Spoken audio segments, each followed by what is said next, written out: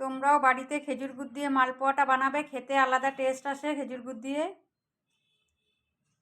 তো বন্ধুরা, তোমাদেরকে কবিতাস ফুডে স্বাগত। আজকে করব খেজুর গুড় দিয়ে মালপোয়া। এখানে আমি 150 গ্রাম পরিমাণ গুড় নিয়ে নিয়েছি। 1 কাপ ময়দা দিয়ে দিব, 1 কাপ সুজি, 1 কাপ চালের গুঁড়ো। সব এখন এগুলো মিক্সড করে নিব। মালপোয়ার ব্যাটারটা রেডি করে নিব। আমি জল দিয়ে দিচ্ছি।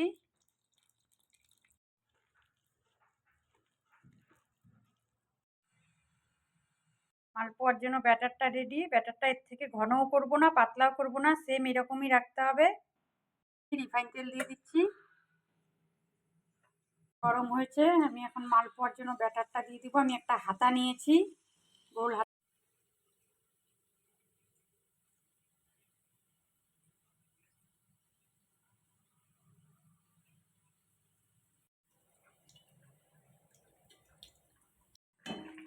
মালপোয়াটা আমি উল্টে দিব।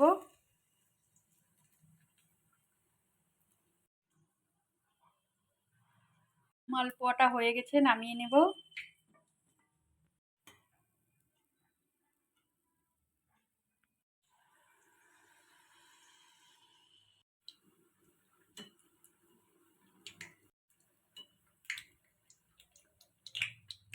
কি সুন্দর মালপোয়াটা ফুলেছে।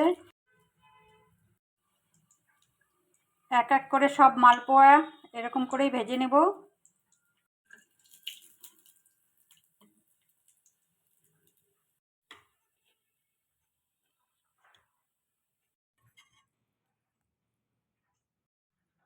মালপোয়া আমি একটা ডিশে নিয়ে নিয়েছি।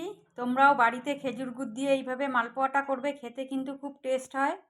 খেজুর গুড়ের একটা ফ্লেভার পাবে। খেজুর গুড় দিয়ে মালপোয়া বানাবে।